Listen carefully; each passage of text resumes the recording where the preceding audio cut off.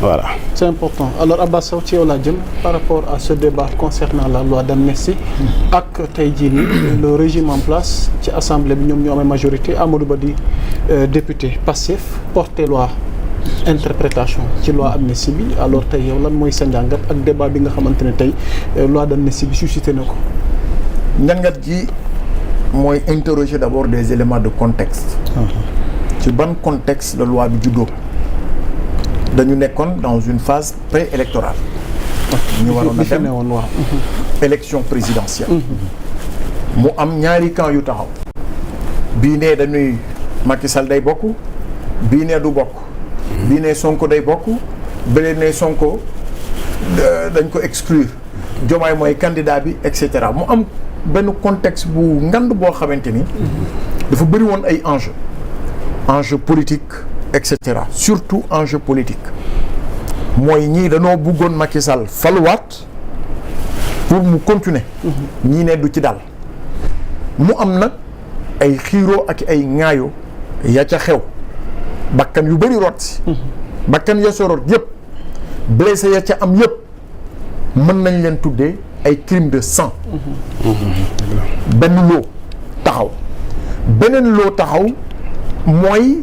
ndaw yi nga xam ne jàpp nañ leen injustement pour des déclarations politiques pour des actes politiques pour des faits politiques nit daan na def rek post ci page Facebook am ñu ne la coppet yóbbu. dëgg la nit wax na déclaration ñu fekk ko ci studio ñu ne ko coppet yóbbu léegi nag contexte bi def Diomaye nekk candidat Macky Sall ni kon nañu introduire une loi d'amnistie ci atum 2021 jàpp atum 2024 pour que képp koo xam ni laale nga ci crime de sang wala laale nga ci acte politique ñu nulal ko neenal ko Sénégal bay waaram uti ji waat leneen. mën naa ko reliraat sax à titre de rappel. Vas-y, pour ñu ñuy seetaan s'il te plaît. pour gën a dëggal li ngay wax.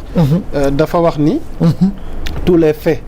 susceptibles de revêtir la qualification d'infraction criminelle ou correctionnelle commis entre le 1er février 2021 et le 25 février 2024 tant au Sénégal qu'à l'étranger se rapportant à des manifestations ou ayant des motivations politiques y compris celles faites par tout support de communication que leur auteur ait été jugé ou non.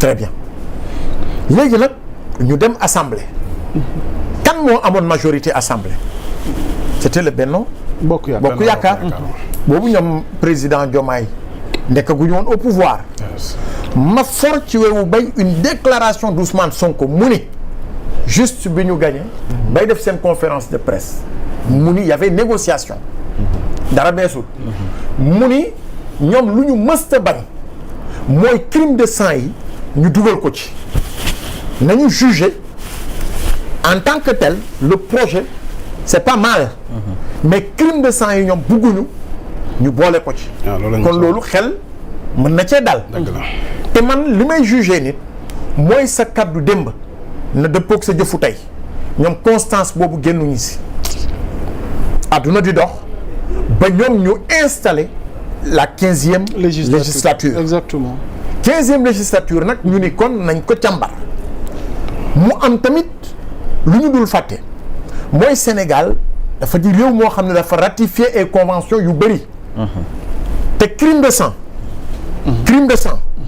ay Amnesty International a ngi fii ma dégg comme da nga doon lire léegi ma foral la benn boo xam ni ki ngeen koy wax mooy Samira Daoud directrice régionale bu Amnesty International mu ni je le cite ce projet de loi constitue un délit de justice pour les victimes ainsi que pour leurs familles. En attendant justice, vérité et réparation, en adoptant une telle loi, non seulement l'État sénégalais manquerait à ses obligations nationales et internationales, mais il favoriserait également l'impunité pour des crimes de sang. loolu la ci wax. loolu lim lay indil. moo di ñoom bañuñu lépp waaye crime de sang yi bu dee ça reste impuni ñoom ànduñu si ak torture yi ñoom ànduñu si kon nag la loi a toute sa pertinence d'être révisée en tant que telle. Bu dee dañuy revenir sur tous les faits politiques, ce serait encore énormément de choses. Ma forêt ci Pape Moussa, chroniqueur à Sans Limites, mu ni bu fekkente ne tey jii dañu war a revoir composante loi bi yëpp ñëpp ñañu jàppoon dañu leen war a delloo kaso. Loolu dafay am incidence sur le coup directement. Parce que koo delloo kaso dinañ ko dundal ci biir kaso bi. dégg nga te une loi bu amee incidence financière kenn du ko voté.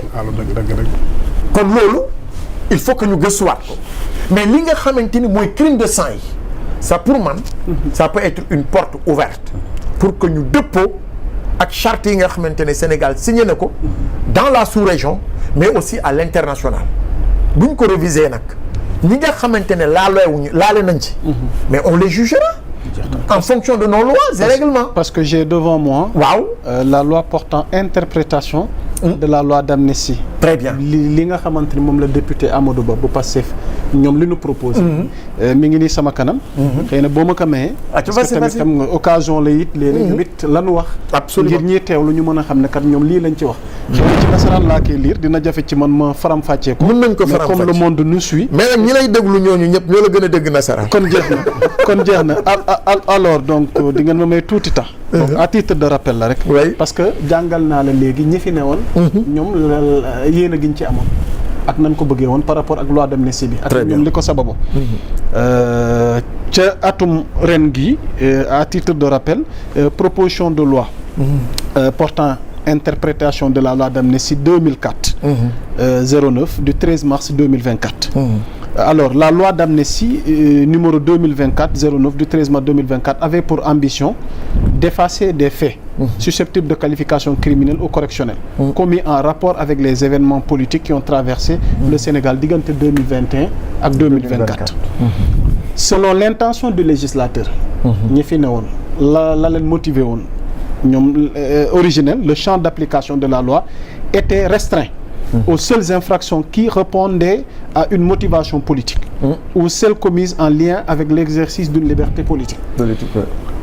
La volonté du législateur n'a donc jamais été de laisser impunis des infractions de droit commun sans aucun lien avec une motivation politique. Par ailleurs, la loi d'amnistie n'a pas entendu exclure de son champ d'application la prise en charge des droits des victimes par le biais d'une indemnisation juste et équitable, indépendante de la possibilité d'une mise en jeu de la contrainte par corps.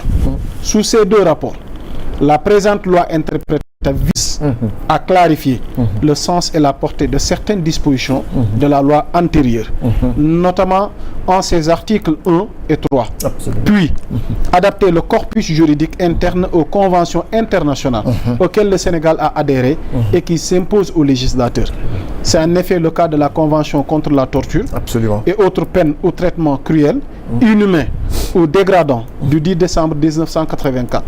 Le principe de la loi de ces crimes relève du jus cogens, maanaam en ce qu'il est opposable, erga omnes, et ne peut faire l'objet d'amnistie.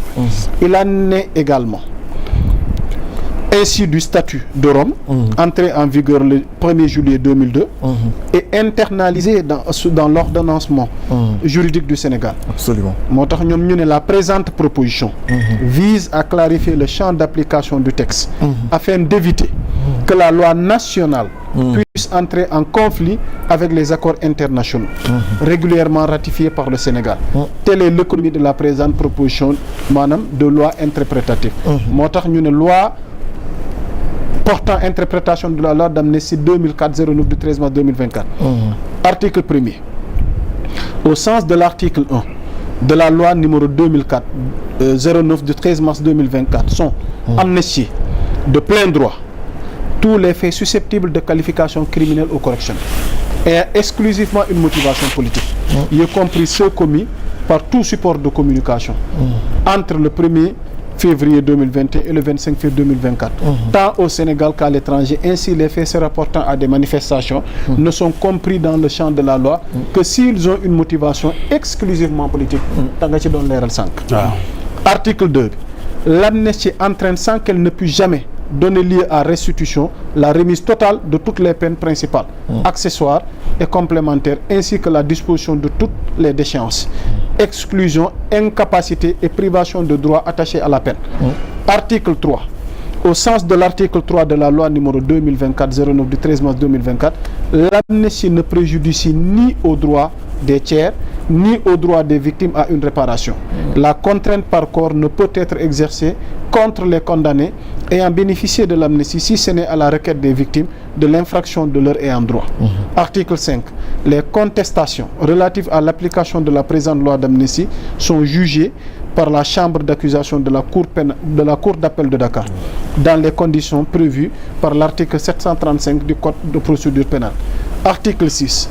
Il est interdit à tout magistrat ou fonctionnaire de rappeler ou de laisser subsister sous quelque forme que ce soit dans un dossier judiciaire ou de police ou tout document officiel les condamnations d'échéance, exclusion, incapacité et privation de droits attachés à la peine effacée par l'amnistie sauf dispositions prévues à l'article 3 de la présente loi.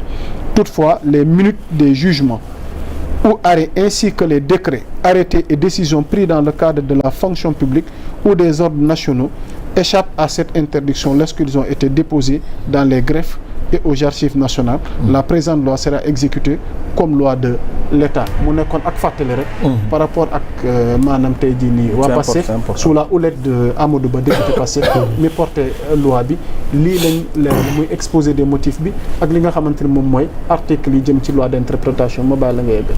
li may yeggale dafay gàtt rek. ayca émission jàngale la. te dellu si nga ci njàngale gu mat sëkk. pour que nit ñi bañ a def ay interprétation à confusion li nga wax ni en bon français dafa résumer li sëñ bi wax léegi ma teg ci ni Sénégal dafa bëgg a méngale jëfam ak loi yi nga xam ne ratifié na ko à l'échelle internationale. On a des engagements quand même. Très bien. C'est important sur les crimes, de tenir compte. sur les tortures.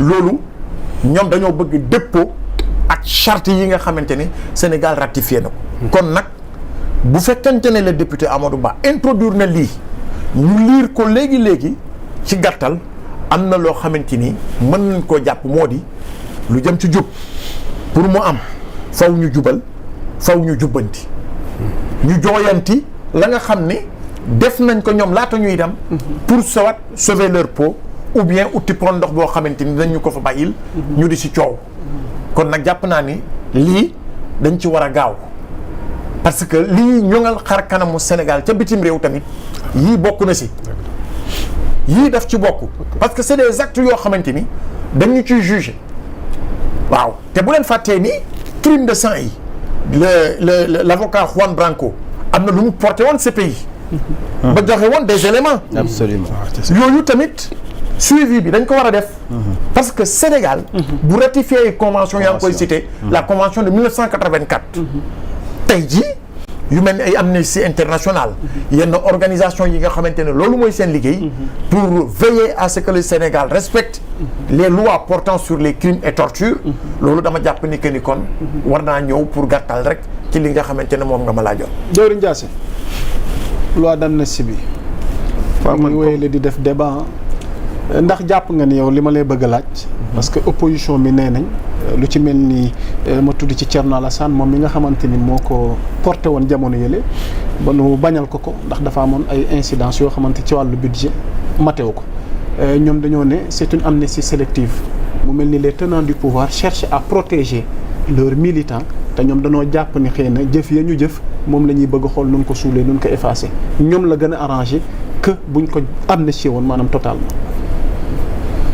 waaw Thierno Alassane Sall moom day politique te daa bëgg rek ñu koy tudd te tamit dafay teg ay ndëgg sërëxal pour indil jafe-jafe gouvernement bi ndaxte moom jamono yi ñuy dóor di tëj di rey tëjuñu ko dóoruñu ko reyuñu ay militants donc lu muy dox di porter ay